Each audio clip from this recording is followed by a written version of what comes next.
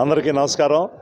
ఈరోజు నెల్లూరు పట్టణంలో బీసీ న్యాయ సామాజిక వేదికను ఏర్పాటు చేసి 2024లో జరగబోయే సార్వత్రిక ఎన్నికల్లో ఎమ్మెల్సీలు కానీ ఎంపీలు కానీ బీసీలకి సముచిత స్థానం ఇచ్చేటువంటి పార్టీలకే మా మద్దతు అని చెప్పి ఈరోజు ఈ సభా వేదిక చెప్పడం జరిగింది.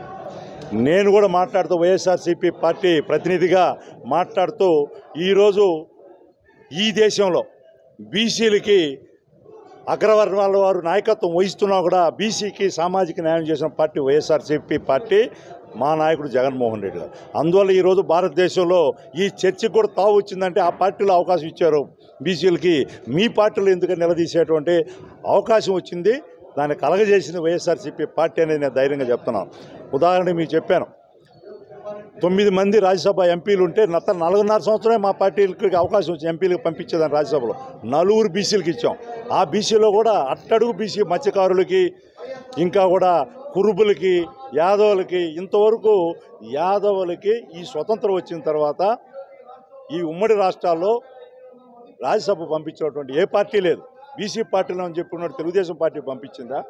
ఒక్క యాదవ బీసీ సోదరుని ఎవరినన్నా ఈ 70 సంవత్సరాలు పంపించిందని కూడా అడుగుతున్నాను. కలగజేసేటువంటి పార్టీ వైఎస్ఆర్ ఏకంగా ఇతను కలదు. ఎస్సీలను ఎవరన్నా ఎస్సీలు అనర్హులు రాజ్యసభకి, అక్కడంటే రిజర్వేషన్ లేవు కాబట్టి.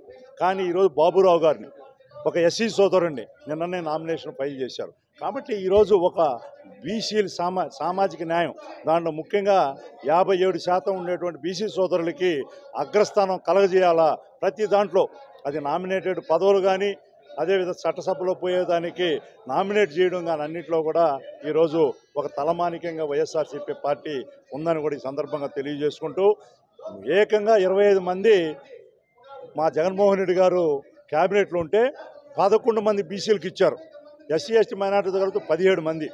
స్పీకర్కి ఈరోజు తమ్మినేని సీతారాం గారికి ఒక బీసీ సోదరుడికి ఇచ్చారు. ఎంతోమంది కార్పొరేషన్లు ఈరోజు మేయర్లుగా కానీ 73% ఇచ్చున్నాయి.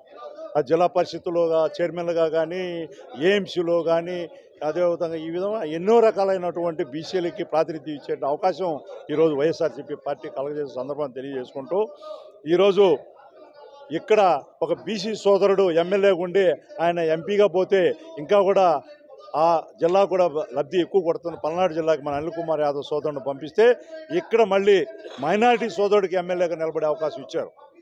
కాబట్టి ఆ ధైర్యం ఇంతవరకు ఏ పార్టీలు చేయలే. అదేవిధంగా కందుకూరులో ఈరోజు మీకు తెలుసు, అందరూ కూడా ఇప్పుడుండే ఎమ్మెల్యేని గెలుస్తారని బీసీకి ఇవ్వాలా, బీసీలు ఎక్కువ మంది జనాభా ఉండాలని కందుకూరుని కూడా ఈ నెల్లూరు పార్లమెంటు దాంట్లో వాళ్ళకు కేటాయించడం జరిగింది. అదేవిధంగా ఏలూరు ఈ రోజు వరకు ఒక బీసీ, ఎంతోమంది బీసీ జనాభా 2,75,000 మంది బీసీ ఓటర్లు ఏలూరు పార్లమెంట్ నియోజకవర్గం ఇంతవరకు ఎవరికి ఇవ్వాల. కానీ ఈరోజు ఒక బీసీ సోదరుడికి కారుమూరి సునీల్ కుమార్ గారికి ఈరోజు నేను కూడా మొన్నటి ఆదివారం రోజు ప్రచారానికి కూడా పోయి వచ్చాను.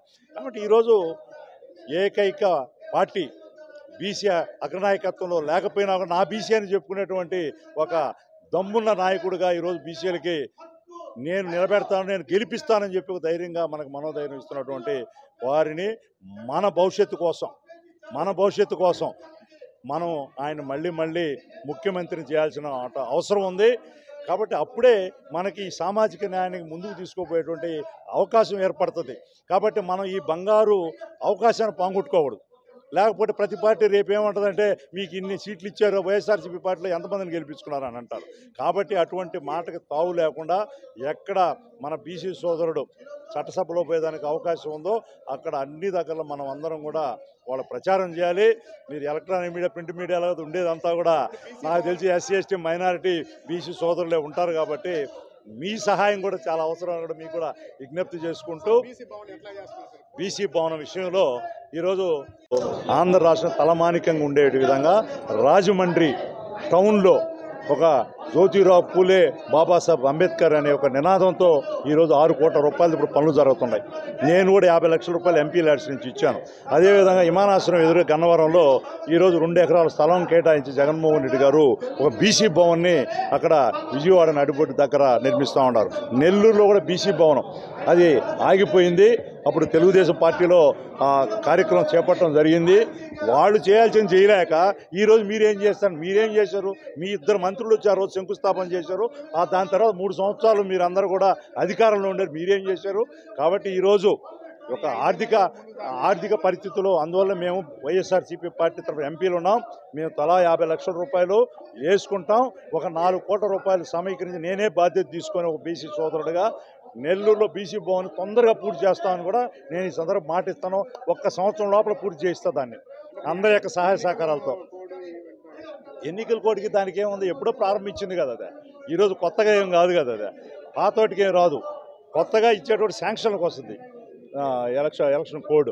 కాబట్టి ఈరోజు వైఎస్ఆర్సీపీ పార్టీ చట్టసభల్లో ప్రైవేట్ బిల్లు బీసీలకి చట్టసభల్లో అవసరాలు వాళ్ళకి ఇవ్వాలా, సీట్లు కేటాయించాలి 50% అని చట్టాన్ని చేయమని డిమాండ్ చేస్తూ మేము బిల్లు ప్రవేశపెట్టాం.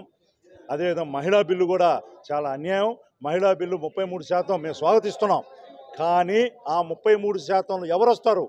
కేవలం ఉన్నత వర్గాల మహిళలే పార్లమెంట్లో ఎంటర్ అవుతారు, ఎమ్మెల్యేలుగా ఎంటర్ అవుతారు. దానివల్ల దాంట్లో సబ్ రిజర్వేషన్ ఆ 33%లో మళ్ళీ బీసీలకు 50% ఇవ్వాలని మేము డిమాండ్ చేస్తాం. మహిళలకు ఇవ్వకూడదని మేము చెప్పలా, కానీ బీసీలు కూడా ఇవ్వాలని చెప్పి డిమాండ్ చేస్తూ ఉన్నాం. అది మా పార్టీ తరఫున మేము పార్లమెంట్లో డిబేట్లో పాల్గొని డిమాండ్ కూడా చేసాం. ప్రధానమంత్రికి కూడా వినతి పత్రం కూడా ఇచ్చాం. మీరే స్వయాన ఎంపీ మీరు బీసీని ప్రధానమంత్రి గారు కాబట్టి మీ టైంలోనే న్యాయం జరగాలనో, భారతదేశంలో మా అందరి యొక్క బీసీల యొక్క ఉద్యమం కారణంగానే బీసీ కులగణన చేపట్టేటువంటి కార్యక్రమం ఈరోజు ఆంధ్ర రాష్ట్రంలో కానీ బీహార్లో కానీ ఇతర రాష్ట్రాల్లోనూ కూడా చేపట్టే అవకాశం వచ్చింది. కాంగ్రెస్ పార్టీ కూడా చెప్పింది, ఇప్పుడు వేడి పుట్టింది. రాహుల్ గాంధీ మనం చెప్పాడు, మేము రావడంతో బీసీ కులగణన చేపట్టి వాళ్ళకి న్యాయం చేస్తామని. కాబట్టి ఈరోజు బీజేపీ మీద కూడా ఒత్తిడి పెరిగింది. కాబట్టి ఎవరు వచ్చినా రేపు ఎన్నికల్లో బీసీలకి వాళ్ళ స్థాయికి తగ్గట్టుగా వాళ్ళకి అవకాశాలు ఇవ్వందే జరగదనేది కూడా గుర్తించింది. బీసీలు బ్యాక్వర్డ్ కాస్ట్లు కాదు, బ్యాక్ బోన్ క్యాస్ట్లు అనేది కూడా నిరూపించేటువంటి వచ్చింది. మేము కూడా ఈరోజు ఒక బీసీగా నాకు ఈ అవకాశం వచ్చిందంటే బీసీ సమాజానికి సేవ చేసుకోమనేదానికి నాకు జగన్మోహన్ రెడ్డి గారు అవకాశం ఇచ్చారు.